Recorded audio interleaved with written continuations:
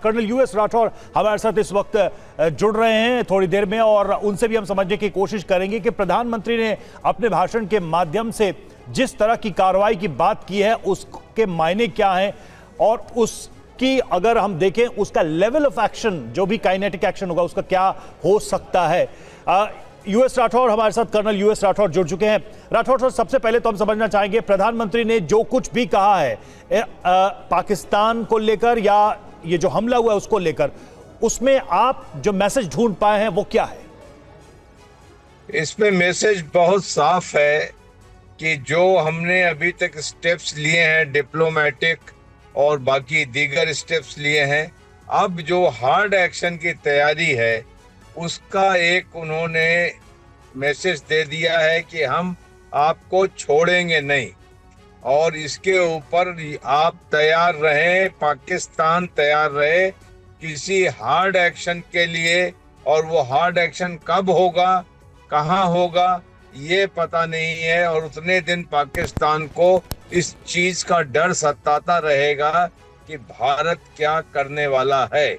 लेकिन इस प्रकार जो मैसेजिंग आज है, उस मैसेजिंग में जो सबसे बड़ी चीज उभर के आ रही है कि ये कोई सुपरफिशियल एक्शन नहीं होने वाला है, ये सब्सटेंशियल एक्शन होने वाला है, और उसके लिए हमें तैयार रहना चाहिए। कर्नल राठौर, क्या एक लाइन में प्रधानमंत्री नरेंद्र मोदी के इस संबोधन के मायने ये हैं कि असली बदला अभी बाकी है? क्योंकि सीसीएस की मीटिंग के बाद जो फैसले लिए गए थे, जो डिप्लोमेटिक स्ट्राइक एक तरीके की गई थी, इंडस वाटर ट्रीटी को सस्पेंड कर दिया गया था, डिप्लोमेटिक टाइज जो है वो कम कर दिए गए थे। प्रधानमंत्री कह रहे हैं कि असली बदला अभी बाकी है। क्या उनके संबोधन का, इस बड़े मैसेज का मतलब ये निकाला जा सकता है? आपका क्या कहना है इस पे? जी हाँ समीर, जो आप कह रहे हैं वो बिल्कुल सही है कि असली जो अभी पिक्चर है आनी बाकी है। कल जो सीसीएस में डिसाइड हुआ और जो घोषित हुआ, वो घोषणा खत्म हो गई, वो डिप्लोमेटिक और पार्ट इकोनॉमिक थी। लेकिन अभी जो हार्ड एक्शन है, जो से पाकिस्तान थरथराएगा। राठौर सर, क्या अगर इस सवाल को ऐसे आपसे मैं पूछूं, वरी कर रहा है राठौर सर, अब आने वाला है, कब आएगा, कहां आएगा, वो हम नहीं जानते। राठौर सर, क्या ये जो घटना है और इसके बाद जो भारत का एक्शन होगा, ये इंडिया का वॉर ऑन टेरर जो पॉलिसी है, ये वो मोमेंट है क्या कि इस पूरी पॉलिसी को रीडिफाइन करने वाला मोमेंट है? पूरा एक बड़ा बदलाव हमारी उस नीति में होगा जो हम आतंकवाद के खिलाफ अब तक कैरी करते रहे? जी हाँ, ये डिफाइनिंग मोमेंट हो सकता है।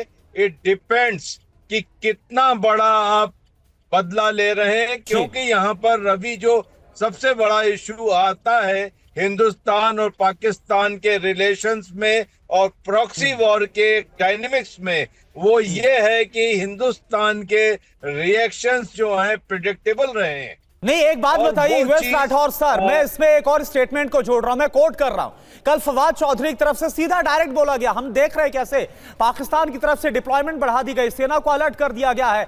फवाद चौधरी कल ये बोल रहे थे कि भारत की तरफ से किसी भी संभावित हमले को लेकर, युद्ध को लेकर हमें तैयार रहना चाहिए। तो क्या ये जो डर है पाकिस्तान का वो वाजिब है? फवाद चौधरी का ये जो खौफ है वो आपको वाजिब अब नजर आ रहा है?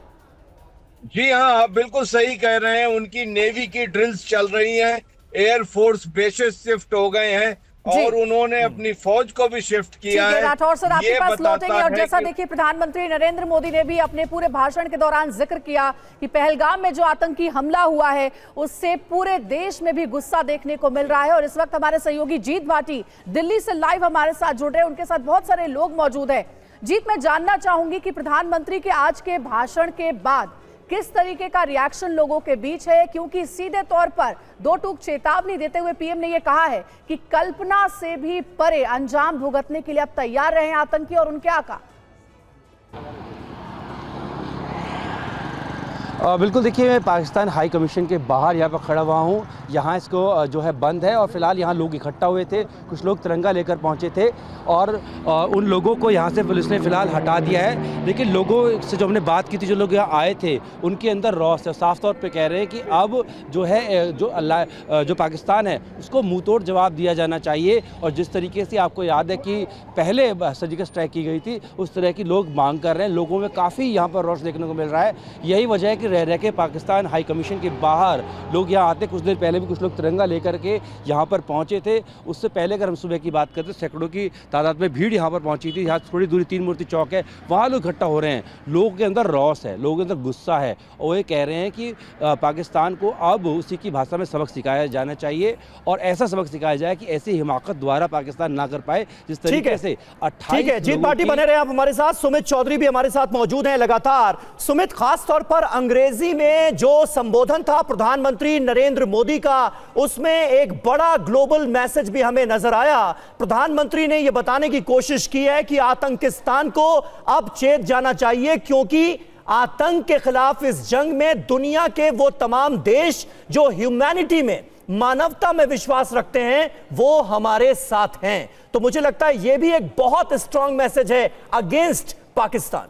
देखिए, बिल्कुल सीसीएस की बैठक के बाद से ये माना जा रहा था कि प्रधानमंत्री मोदी कई खासतौर पर डिप्लोमेटिक चैनल्स के थ्रू लगातार अपने सहयोगी देशों के साथ, अपने स्ट्रेटेजिक पार्टनर्स के साथ और तमाम दुनिया के देशों को कॉन्फिडेंस में लेंगे कि आखिरकार भारत ये कार्रवाइयां क्यों कर रहा है, भारत ये पाकिस्तान के खिलाफ खड़े कदम क्यों उठा रहा है। क्योंकि पाकिस्तान लगातार मान नहीं रहे, पाकिस्तान लगातार आतंकी संगठनों को पैसा दे रहा, उन्हें चीजें मुहैया करा रहा और इस अटैक में भी उनके हैंडलर्स पाकिस्तान से बैठकर इन आतंकियों को लगातार डायरेक्ट कर रहे थे। तो निश्चित तौर पर उसके बाद ये मैसेज उन सभी तमाम देशों के लिए बिहार के, आप कह सकते हैं, जमीन से दिया गया। और प्रधानमंत्री मोदी ने यह बात कही भी कि ग्लोबली मैं ये मैसेज बिहार की जमीन से देना चाह रहा हूं कि अब भारत ना तो उनको छोड़ेगा, ट्रैक करेगा और दुनिया के किसी कोने में वो छुपे हो हम उनको ढूंढ निकालेंगे, हम उन्हें पनिश करेंगे। तो निश्चित तौर पर यह मैसेज एक ग्लोबल मैसेज था जो दुनिया भर के तमाम देशों के लिए था। लेकिन इंपॉर्टेंट यह भी है समीर कि प्रधानमंत्री मोदी ने साफ तौर पर यह भी कहा कि अब सीधे तौर पर उनकी जो बची कुची जमीन है, यानी जिस पर लगातार पाकिस्तान आर्मी उनको ट्रेन करती हो या फिर उनको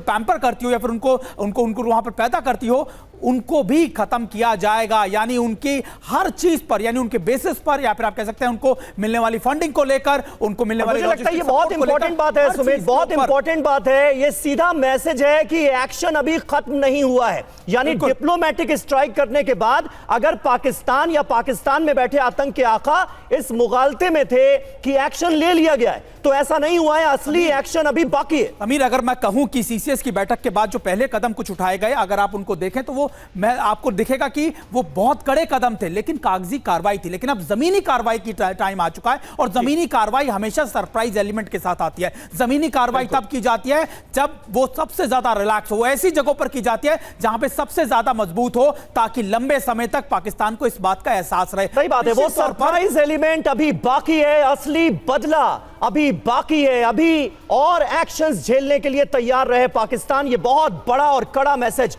प्रधानमंत्री नरेंद्र मोदी की तरफ से दिया गया है। प्रधानमंत्री मोदी की आज की स्पीच में अंग्रेजी में एक ग्लोबल मैसेज भी उनकी तरफ से दिया गया। क्या अपने संबोधन में अंग्रेजी में प्रधानमंत्री नरेंद्र मोदी ने कहा है, सुनिए।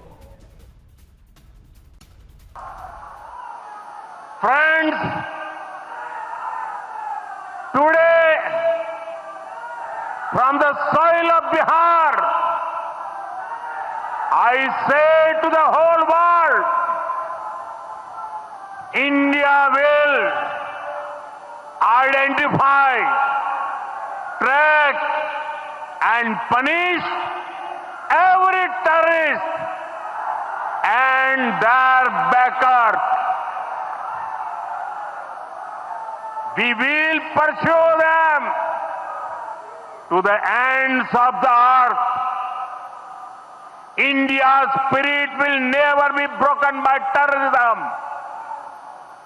Terrorism will not go unpunished. Every effort will be made to ensure that justice is done. The entire nation is firm in this resolve.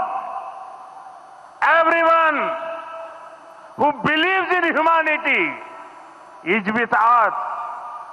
I thank the people of various countries and their leaders who have stood with us in these times.